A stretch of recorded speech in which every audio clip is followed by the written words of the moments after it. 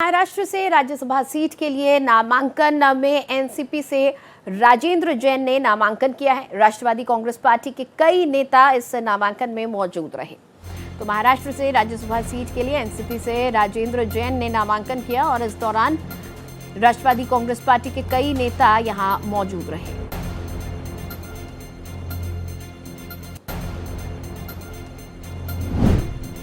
राज्यसभा चुनावों को लेकर हलचल तेज हो गई है। एक तरफ मध्य प्रदेश में कांग्रेस का खेल बिगाड़ती हुई बीजेपी नजर आ रही है, तो वहीं दूसरी तरफ राष्ट्रवादी कांग्रेस पार्टी के कई नेताओं की मौजूदगी में महाराष्ट्र से राज्यसभा सीट के लिए एनसीपी से राजेंद्र जैन ने अपना नामांकन दाखिल किया है। वहीं झारखंड में भी राज्यसभा चुनावों को लेकर सरगर्मियां तेज है। राज्यसभा चुनाव का रण अब क्या है वो समझिए। किन राज्यों में चुनाव है? आंध्र प्रदेश, गुजरात और कर्नाटक की 4-4 सीटों पर चुनाव होने हैं।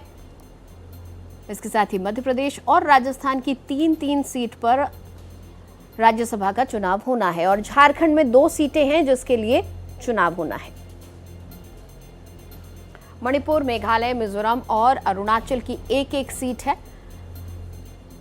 तो इस तरह से 10 राज्यों की 24 सीटों पर चुनाव होना है और आज नामांकन की आखिरी तारीख है। आज अंतिम दिन है नामांकन का और तमाम चेहरे आज नजर आए। आज नामांकन दाखिल किया गया। राज्यसभा चुनाव का रण क्या है वो हम आपको समझा रहे हैं। नाम वापसी का देखिए, आज आखिरी दिन नामांकन का और नाम वापसी का आखिरी दिन 11 जून को है और मतदान की आखिरी तारीख 18 जून। और इस खबर पर ज्यादा जानकारी के साथ मेरे सहयोगी अजय भटनागर हमारे साथ फोन लाइन पर भोपाल से जुड़ गए हैं, उनसे हम बातचीत करेंगे। अजय, ऐसा लग रहा है कि मध्य प्रदेश में कहीं ना कहीं शहमात का खेल तो है ही और बीजेपी कांग्रेस को यहां घेरती हुई दिख रही है। वोट काटने की राजनीति भी शुरू हो गई है। जरा समझाएं इस शतरंज की बिसात को। देखिए, निश्चित तौर पर बीजेपी ने कांग्रेस को घेरना शुरू कर दिया है और यहाँ एक कांग्रेस के लिए बड़ी चुनौती खड़ी कर दी है। कल मध्य प्रदेश में 3 सीटें हैं राज्यसभा की, जिसमें से 3 में से 2 बीजेपी के खाते की हैं और 1 कांग्रेस की है। तो साफ तौर पे जो संख्या है उसके हिसाब से अभी अगर देखें तो लगभग 62 वोट अभी कांग्रेस के पास है, जबकि 58 वोट सही है, यानी कि अभी वोट ज्यादा ही है। और बीजेपी के पास 165 वोट है, जिसमें से 116 वोट 58 के हिसाब से 2 सीटों के हो जाते हैं।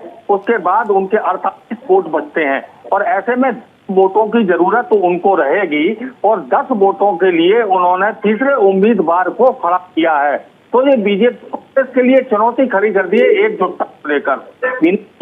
कांग्रेस की उम्मीदवार है, उनका साफ तौर पर कहना है हम एकजुट हैं। वहीं कांग्रेस को हॉर्स ट्रेडिंग का और ये नेता उनके कई बार बोल भी चुके, बीजेपी तीसरा उम्मीदवार कर सकती है जिसमें कि हॉर्स ट्रेडिंग की पूरी संभावना है। और वो भी यही कल रात अचानक महेश केवट को बीजेपी ने तीसरा उम्मीदवार बनाया, जबकि इससे पहले तरुण चुग जो राष्ट्रीय महासचिव है संगठन में और प्रदेश मंत्री हैं अवनीश अग्रवाल, उनको अपना उम्मीदवार बनाया था। वो तो क्लियर थे, मगर महेश केवट को जो तीसरा उम्मीदवार बनाया, एंट्री से साफ हो गया है कि बीजेपी इतनी आसानी से कांग्रेस को नहीं छोड़ने वाली। बहुत शुक्रिया इस पूरी बातचीत के लिए।